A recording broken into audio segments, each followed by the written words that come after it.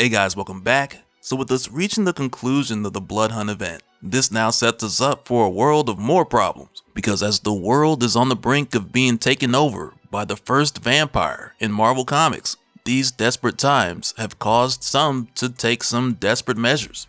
So with that said, if you're enjoying these videos, make sure to drop a like, subscribe if you're new to the channel, and don't forget to hit that bell up top to get all notifications so we can squad up in the comments for the first hour. Alright, so coming back, the first thing we do is head over to Latveria, where Doctor Strange and Clea made their way to see Doom to get his help, and mainly because Doom was able to keep Latveria free of vampires when the Sun Death popped off. And as it turns out, when they get here, they find out Doom already has a solution, which on one hand involves the students of Strange Academy, who Doctor Strange didn't know were here. And so prior to this, we talked about how some of this came about, so I won't spend too much time going back into all of that here. But long story short, when the students overheard Doctor Strange talking to Dr. Voodoo about using the Darkhold to save the world, they took it upon themselves to try and help by finding the Darkhold first, which led them to Madripoor, only to find out the Darkhold was a kid, where in his case he's neither good or evil, though that's all he's been used for thousands of years. And now that he's in a human form, he's curious to learn about more. But as of late, Agatha Harkness just wanted to use him for more darkness. But after meeting Darkhold and learning his story, it was here when the kids found out about the Montesi formula, which is the Darkhold spell that Strange wanted to use, which would kill all the vampires. But after the kids learned what the Montesi formula was and what it would do, they didn't want to use it, because it would kill all vampires, both good and evil. So right in the nick of time, Doom showed up to tell them that the Montesi formula is not the only way, because he knows of another. So for the kids of Strange Academy, with them being here, it's because they agreed to help Doom save the world, as long as it didn't involve them wiping out a whole nother species. But in order to do what needs to be done, Doom tells Doctor Strange that he needs to hand over the title of Sorcerer Supreme, so he can save the world, of course. But with how this is all lined up so perfectly, it has Doctor Strange saying he's right. Well done, Doom. You've outmaneuvered me at last. But then Strange is like, tell me, did you engineer this entire crisis just for this moment? Has this all been your design? And of course, there's no response from Doom here. But Clea remembers how pissed Doom was during the Strange series after the death of Doctor Strange, when Stephen left Clea with the title of Sorcerer Supreme. And Doom was hot, because you're not supposed to be able to just hand it over to whoever you want. So even now, Doom doesn't know how Strange was able to pull it off. But at the time, Doom told Clea that it wasn't over. So ever since, we knew becoming Sorcerer Supreme was a high priority for Doom. But to go as far as to say that he definitely engineered this crisis, that part remains to be seen. But following this, we head back over to Central Park, New York, at the Temple of the First Blasphemy, where we find the Avengers taking the fight to Varnae and his blood coven. And as we do, one of the first things we see here is Vision free Wanda, since she was the last one of the Avengers being held captive, aside from Thor, who was recently freed by T'Challa. But after freeing Thor and getting free from Varnae, T'Challa gets snatched up by Bloodstorm 1. But fortunately, Captain America Sam Wilson's able to jump in and help him out. So T'Challa tells him thanks for the help and the speech, which was able to reach T'Challa like we saw in Blood Hunt Part 3. And following this, Thor faces off with Varnae, and Thor admits it's been 1,000 years since they've last met, which right there is a reference to Marvel Comics Presents issue 63 from 1990, which feels like 1,000 years ago, for real. But it was back in this issue when Varnae initially introduced himself to Thor, when at the time in what would later become Roanoke, Virginia, Thor answered the prayer to a woman who said that her people had become unclean and soulless. And when Thor got there, he looked inside of the shelter nearby that was consecrated to his worship, only to find half of his people dead and the other half vampires. So this led to Thor taking on Varnae to avenge his people. But when Thor called down lightning on Varnae, Varnae took it like a champ. And really, it wasn't until Thor took to the skies and created a whirling vortex, which was practically a huge portal in front of Varnae that had the surface of the sun on the other side, which was an insanely OP move. But the light coming through was enough to burn Varnae and chase him away. And after Varnae left, Thor destroyed the last of his people, who were converted to vampires. And we find out later that there were some who survived, where in this group it included the woman who prayed to Thor in the first place. And even though Varnae was defeated, with them all being vampires, they claimed Varnae as their master, and they went out into the world to share his gift. So yeah, with Varnae seeing Thor now, He sees this matchup as one god facing against another, but with Mjolnir still up in orbit, it's gonna take the hammer a while to get back to Thor, so for the time being, Thor is forced to fight Varnae without it. Meanwhile, with the other heroes, at this point, Tony, he's telling Wanda to go ahead and use that Montesi formula. But Wanda, she refuses to do so because she's not about to wipe out an entire people again.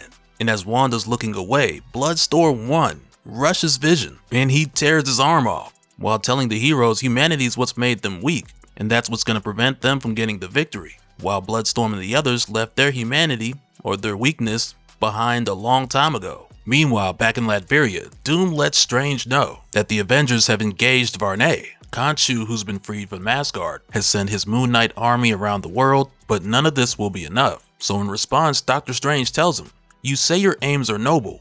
Prove it. Prove that I can trust you with this power, that I've been wrong about you. I want your oath, Victor. I want your word. Once the world is saved, you will return to me what's mine." So Doom tells him, "You have my word, the word of Doom." Which to me, for a moment here, seems like that scene out of Inception. How do I know you can deliver? You don't. Because Doctor Strange has to take a leap of faith here. Or at least he believes that he does in this moment. And even with Clea telling him not to, Doctor Strange does it anyway. Because like Doom said before, saving the world is what the Sorcerer Supreme is supposed to do. So Strange ends up giving Doom a fragment of his living soul for Doom to bond to his own. Which is the same way Stephen made Clea Sorcerer Supreme at the end of Death of Doctor Strange going into the Clea series. Which Doom didn't know prior to this point. So for a second here, he's like, that's how you did it. I had always wondered. But nonetheless, when Strange is done, it works. And Doctor Doom is now the Sorcerer Supreme. But the thing that makes this crazy, and Doctor Strange is probably going to kick himself in the ghost butt for this, but the thing that makes this crazy is the fact that Wong and Bats were able to get Doctor Strange's body back in the Blood Hunt tie-in that takes place in Doctor Strange issue 17. So had Stephen known this information a little sooner, he might have been able to figure this out after seeing Doom's plan involve the children of the Strange Academy. But even still, it's one of those things where time isn't on their side. So in a way, Strange is kind of forced to trust Doom and believe that he's going to keep his word. But following this, we then head over to Manhattan, where we find Bloodline, Brielle Brooks, Blade's daughter, alongside of Dracula. Where now, after the Blood Hunt Dracula tie-ins, she knows that her father is possessed by Varnae, and that this wasn't just some trick from Dracula all along. So now she's ready and willing to do what needs to be done, since she's the only one who can free Blade, with her being of his bloodline. And for a moment here, when Miles shows up, he's kind of like, "Oh man, so you're really gonna do it? You're going to go after your dad?" And Brielle tells him, "You don't understand, Spider-Man. I'm the only one with the power, so it's my responsibility." So right there, Miles looks at her and he's like, "You don't know much about Spider-Man, do you?" Of course I understand.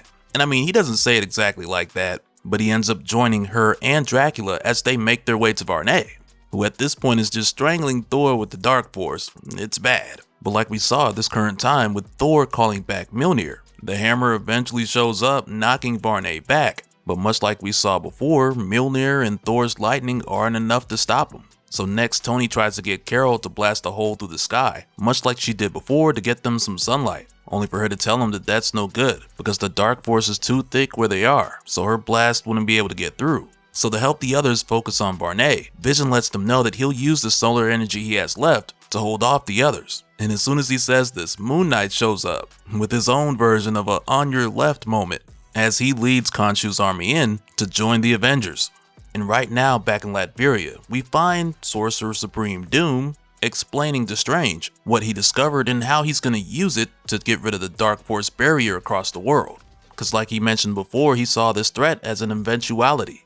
Because the magic used to create the breaches to the Dark Force dimension, it's pre-fall Atlantean and extremely old. A spell penned by the same hands that inked the Darkhold in those dark days.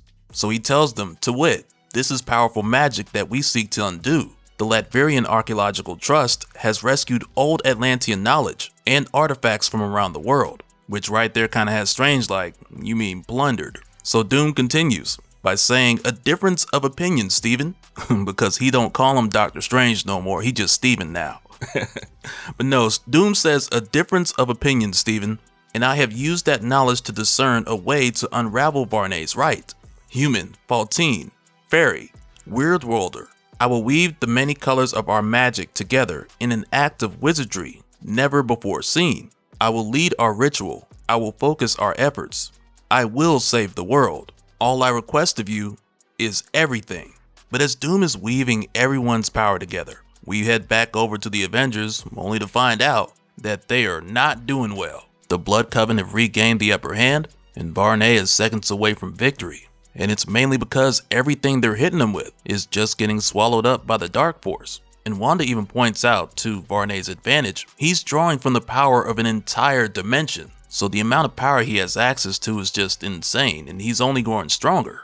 And Varnae can't help but to point out the fact that he only had one weakness, the girl bloodline, and she's not here. Only for him to then hear a little voice come from up above saying, "No, I'm here," just as Dracula drops bloodline, and she stabs her father through the chest, only for Varnae to let her know that it's too late because he's had possession of Blade for too long. So this body is as much of Varnae's as it is Blade's. So even though she is of Blade's bloodline, she is now only half the solution. But as soon as Varnae says this, Miles comes through. And he's like, how about the both of us? Since this version of Varnae, who's just as much of Blade as Blade is of him, turned Miles. This has Miles like, well, that makes me your bloodline, and effectively the other half to that equation.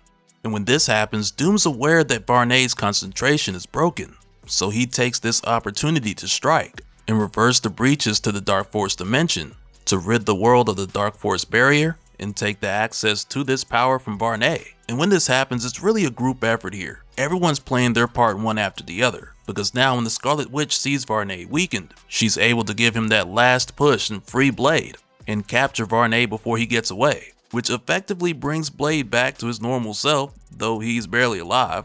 So Carol tells Sam and Thor to go check on Vision and Moon Knight, while Tony and T'Challa make sure that Blade doesn't die. So in the larger picture, with Varnae defeated, most of the world is saved, because Carol points out it's still nighttime for the other half of the world. But as the heroes are gazing upon the sun, Miles realizes that it's the sun and he's looking at the sunlight. And Dracula tells him the sun has lost its sting. It would appear that our people have a new dawn ahead of them. So right there, Miles is like, oh god, our people? So Dracula tells him, like it or not, Miles Morales, Varnae's blood runs in both our veins. But now, for the first time, the children of the night need not fear the day. Which right there just tells us that the vampires are entering a whole new chapter. But right now over in Latveria, we get this hilarious moment because Doctor Strange is like, that was an incredible piece of magic, Victor. And Doom is like, thank you, Stephen. But then there's like this awkward silence. And then Doctor Strange is like, your promise, Victor, your oath, return to me the mantle of Sorcerer Supreme. And Doom just kind of looks at him and he doesn't say anything. So Strange is like, your oath, Victor. And Doom is like, yes, my oath, to surrender the office of Sorcerer Supreme back to you once I save the world. And I have only just begun, Stephen. Doom does nothing halfway. Now, let me show you what it means to save the world. And I mean, really, heading into this, we knew that this was coming because it had been set up for some time. But furthermore, when Doctor Strange made Doom Sorcerer Supreme, we knew that there wasn't no way he was about to just hand that back over after Varnae was defeated. And I mean, it's not like Doom lied, because he truly believes that he's not done saving the world. But as soon as he gets Strange out of the way, a priority broadcast goes to every screen across the planet, coming from Doom with him saying, the vampire threat is over. In this world, our world is safe once more. And you have but one man to thank, Earth's new superior Sorcerer Supreme, Victor Von Doom, which from here will lead us into the next crisis, One World Under Doom.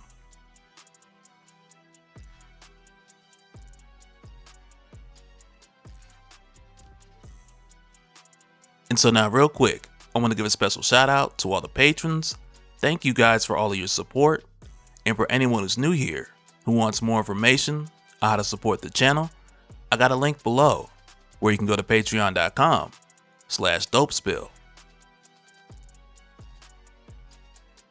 But that'll do it for this one, guys. Let me know your thoughts down in the comments below, and we'll do it again on the next one. Alright, later.